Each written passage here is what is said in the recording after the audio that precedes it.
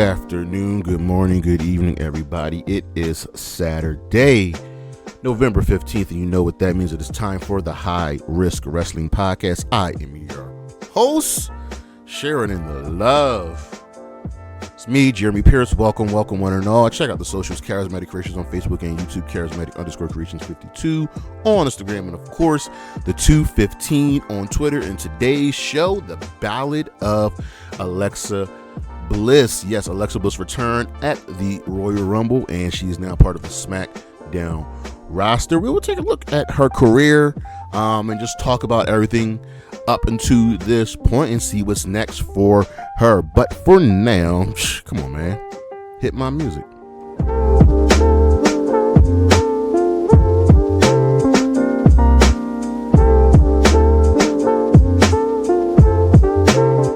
All right, this list is very, very simple. These are Alexa Bliss's best moments. We start with number 5, Alexa Bliss winning her first tag team championship, and she's a multiple time tag team champion, but her most consistent partner has been Nikki Cross. These two have worked out very, very well together, and yes, Nikki is no longer with the company, but Alexa and Nikki really click.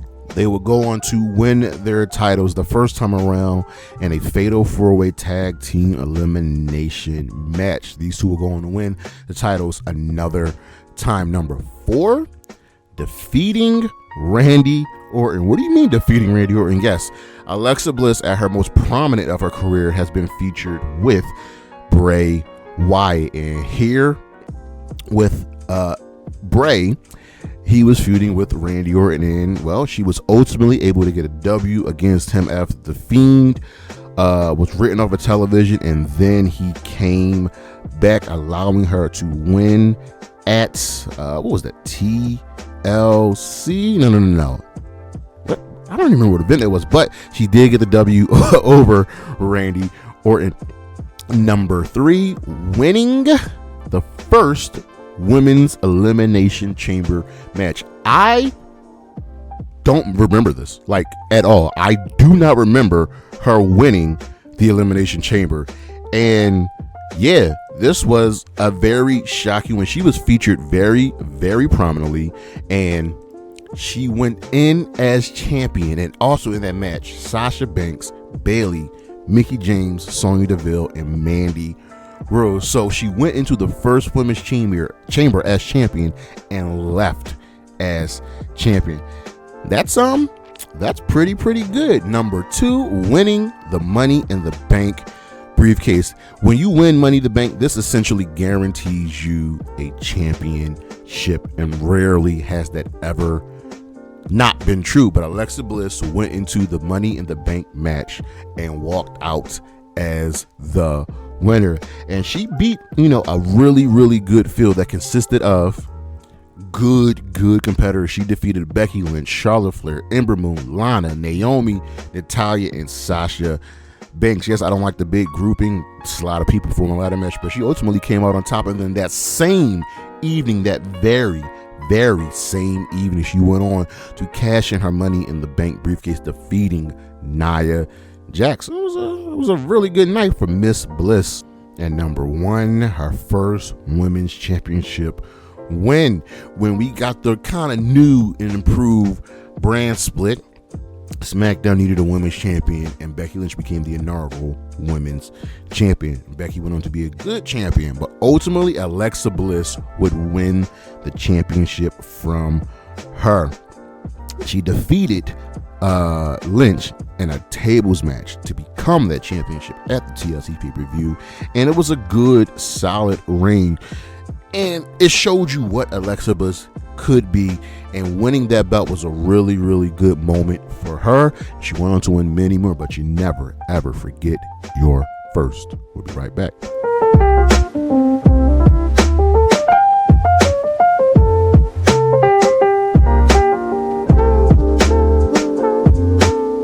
The spotlight is bright, is shining on, well, none other than Mariah May. Yes, the glamour, your current, as of this recording, AEW Women's World Champion is experiencing a really, really great time as champion and one of the best women's feuds in a very long time in professional wrestling.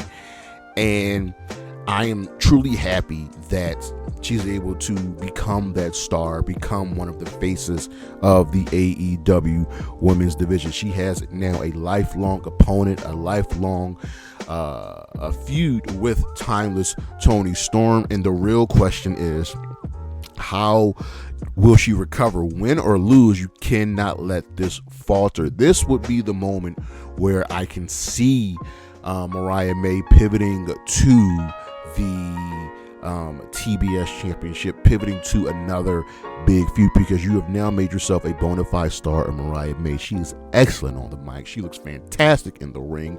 She is the complete package and has a very, very long and lucrative career ahead of her. I'm looking forward to Grand Slam. I'm looking forward to seeing Mariah on May TV. That's how you build up someone. That means they've done an excellent job. She has acquitted herself well as champion, and I'm definitely expecting to see more championship reigns for her. We'll be right back.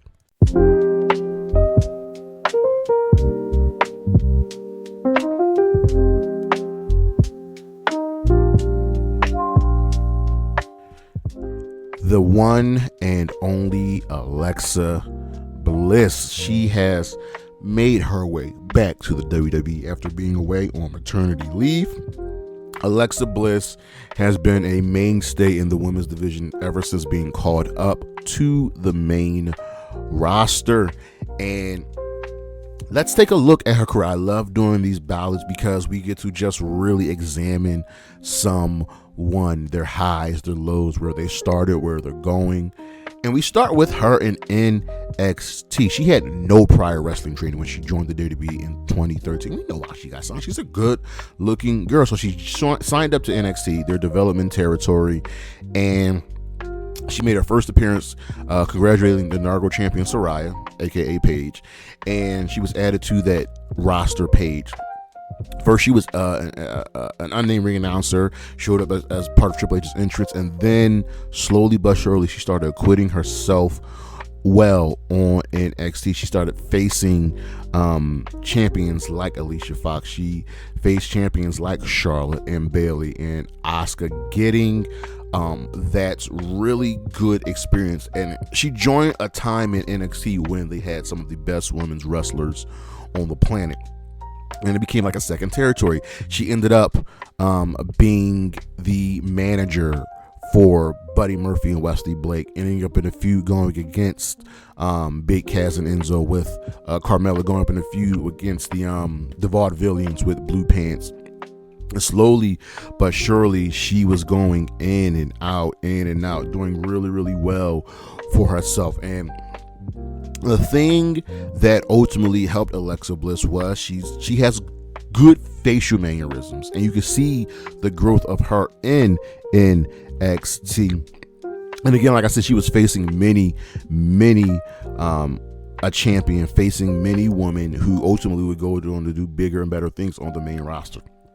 So her NXT career, although was short, she was there for 3 years, which is kind of a long, short in comparison to who else has been down there. She gets called up to the main roster, and she was given this kind of goddess gimmick. And she started out in 2016 on the main roster as part of the SmackDown brand, being part of the SmackDown roster in that 2016 draft. And she got her first victory defeating Becky Lynch. So here we are. We know what's coming, right? You get called up to the main roster and you defeat Becky Lynch. Let that sink in. You defeat Becky Lynch. She will go and have a couple of tag team efforts, and was in a 6-pack elimination match to determine the inaugural SmackDown Women's Champion, and it would ultimately be Becky Lynch. So here you are on this roster with Becky and Carmella and Naomi and Natalya, and you're small. Like, you compare Alexa to a lot of the women, she's the smallest on the roster. Even still today, it's like her and Roxanne Perez. So Um, Alexa ultimately defeats Becky Lynch in a tables match to win her first women's championship. This took place at the TLC pay-per-view. And she defeated Alexa Bliss, becoming the champion. And she would defend the championship again. She defended it against Becky Lynch in a steel cage match following interference from Mickie James. And this is the first part of Alexa Bliss that I really didn't like. Like, why are you having a Hall of Famer, one of the greats, who clearly outclasses and outshines Alexa Bliss, playing second fiddle to Alexa Bliss? That's just my personal preference because I love me some Mickie James. But we'll dive into, again, the pros and the cons of Alexa Bliss after we finish this ballot. But she's now teamed up with Mickie James, who is kind of being her heavy and helping Alexa win matches left and right. And that fitted her because Alexa's not the greatest in the ring, so you have to find ways to get her W's. So Bliss would lose the championship, right, at the Elimination Chamber events to Naomi, and then she got it back because Naomi was forced to vacate the title and Becky got it. So, like, already a two-time champion within a span of 2 years, actually 1 year. Then Naomi finally got it back. So now Alexa, loses a championship. She's then moved over to the Raw roster in 2017. And there she confronted Bayley. And this is one of the worst parts of Alexa Bliss's entire career because this feud with Bayley was just not good. We had the horrible Bayley This Is Your Life segment. We had the kendo stick on a pole match, but she ultimately would go on to defeat Bayley to become the new Raw Women's Championship. And here's a fun fact. Here's a trivia question. Who's the first woman to ever be the first ever Raw and SmackDown Women's Championship to win both titles? That would be Alexa Bliss. So she would retain that championship and then start a really good feud with Sasha Banks. But here's the thing. So Bayley and Sasha did not like each other going back to their days in NXT. They had no love for each other, and I can understand why. We talk about Sasha Banks. She played second fiddle to a lot of women when she eclipses a lot of women at that time. So Alexa, Raw Women's Champion, loses it, gets it back 8 days later, and then she started a little something with Mickie James, and they had a match, and she beat Mickie twice. So all of that previously on SmackDown was for naught. She then went on to win the first ever Women's Elimination Chamber match. There's another trivia question for her. She would be part of the Mixed Match Challenge with Braun Strowman, and that really worked out for her. Then she went into this bullying feud with Nia Jax, and when Bliss lost the title to Nia at WrestleMania, Bliss was champion for 223 days. I don't know how they were able to pull that off, how they would convince someone, hey, she's a credible threat. But yeah, she lost the championship to Nia Jax, but in real life, her and Nia are the best of friends. If you ever see them interact with each other, it's very, very good. So after losing the title, she won a triple threat match to earn a spot in the Women's Money in the Bank ladder match, which she ultimately won and cashed in that same night, defeating Nia Jax. So now she's won the Raw Women's Championship for a third time. So within a span of being called up on the main roster in 2016, so from 2016 to 2018, she has already been a 5-time women's champion. That's astounding.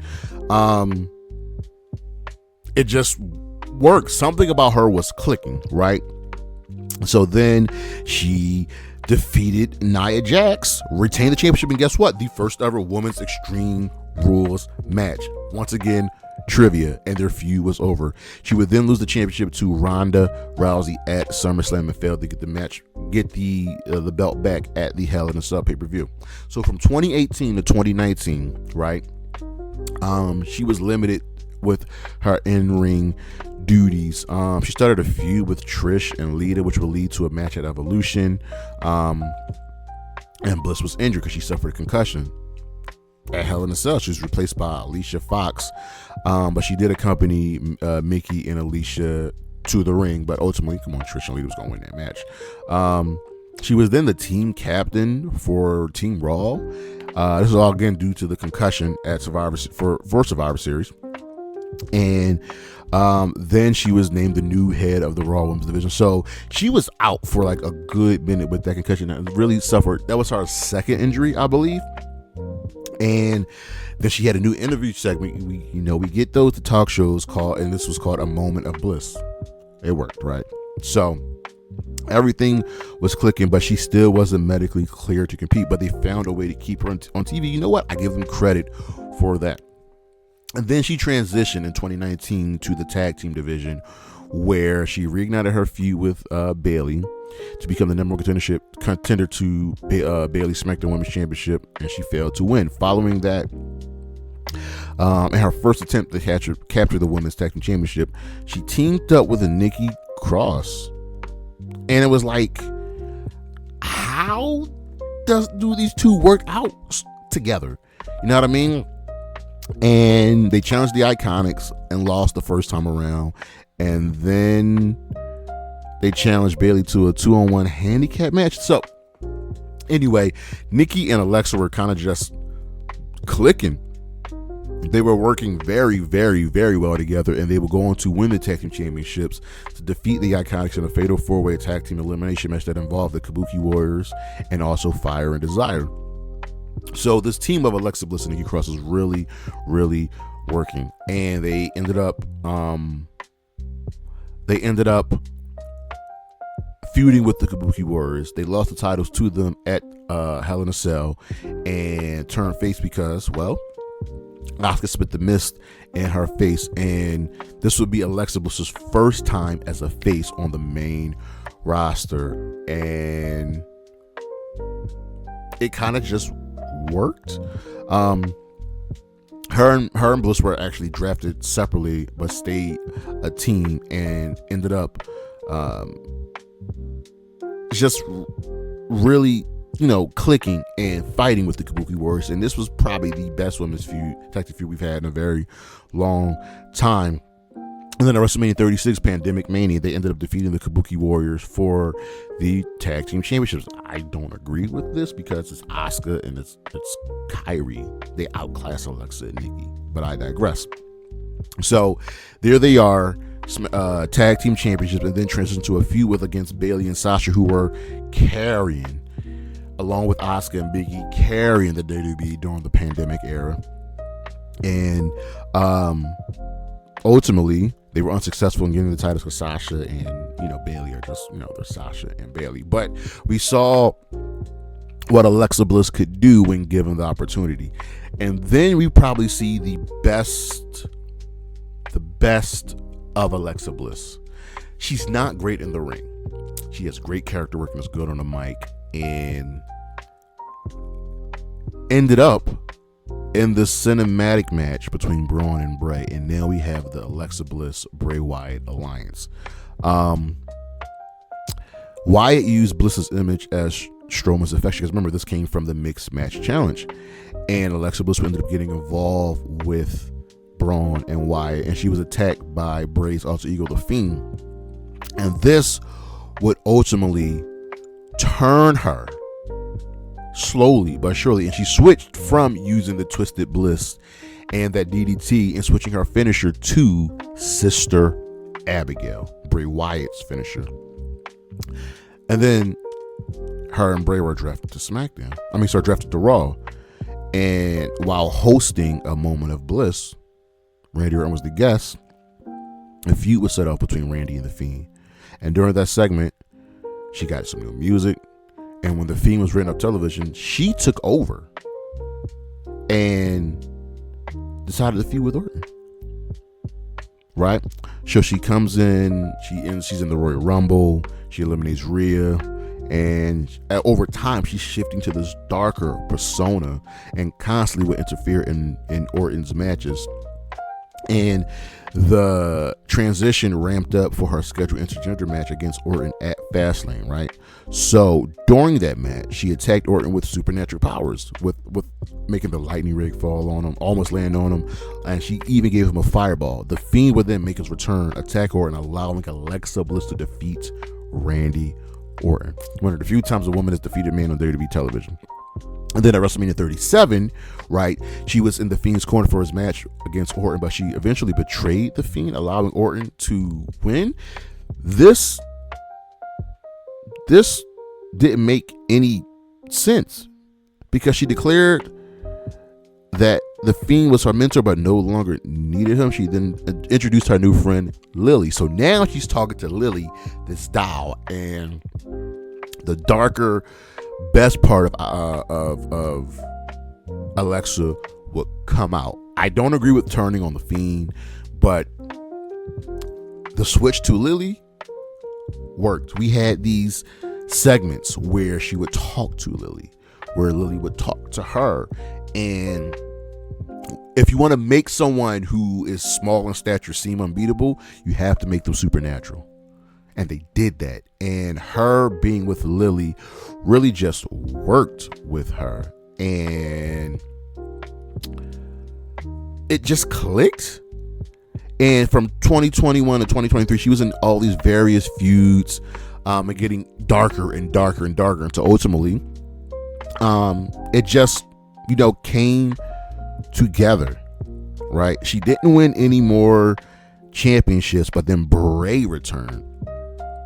And they would occasionally have backstage segments together and in-ring moments together with the imagery of Uncle Howdy showing up. And during a Raw Women's Championship match against Bianca Belair, Bliss would be distracted by crowd members wearing the Uncle Howdy mask and Wyatt's imagery on screen. And that would cause her to snap and eventually attack her opponents. And she would lose via DQ. So WWE ultimately saw what worked with Bray Wyatt and Alexa Bliss and made it happen. She then took time off as she got pregnant, had her child, and returned at the Royal Rumble of this year, right? And she came out to, again, a darker version of her music. She came out with Lilly. It was a mixture of kind of her old Alexa Bliss gimmick plus the darker Alexa Bliss gimmick. And this worked.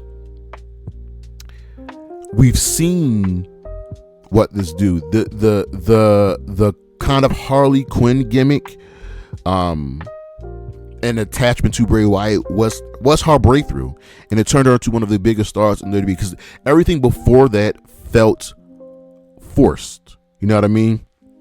So now she's back, and we have to say, well, what's next for Alexa Bliss?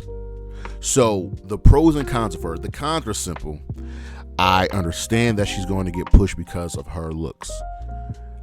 And it just happens as a professional wrestler, especially with the women.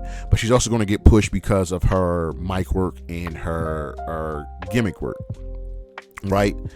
And she's not the greatest in-ring talent, so you have to find ways to have other women who are just better than her, who are more competent than her in the ring, dumb themselves down to her.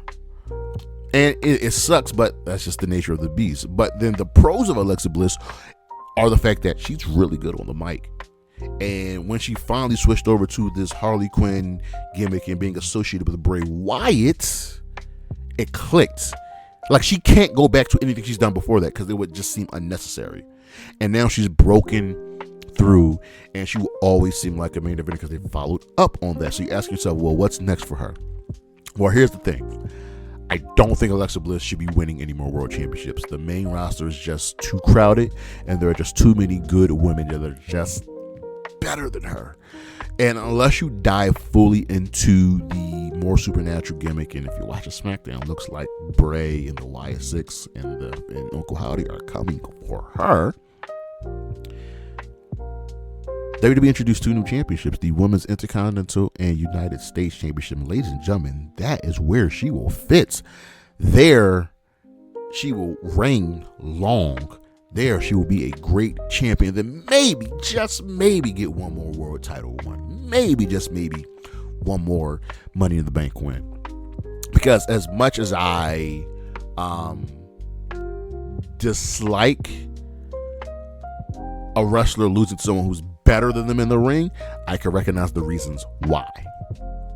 And I'll tell you this, since Alexa Bliss's affiliation with Bray Wyatt and the family and the Fiend, I've become a better fan of hers. So there it is, ladies and gentlemen, the Ballad of Alexa Bliss. Looking forward to seeing what's next for her, but thank you for listening. Thank you for watching. Look what's on the screen, what we got coming up for the rest of the month. I'm trying to get most of these videos squared away for you, especially on Monday. But check out the socials, Charismatic Creations on Facebook and YouTube, Charismatic_Creations52 on Instagram, and of course, the 215 on Twitter. And it's always Anna J, Willow Nightingale, Chris Statlander, Gigi Dolan, Bailey, and Isla Dawn. Holla at your boy. Peace.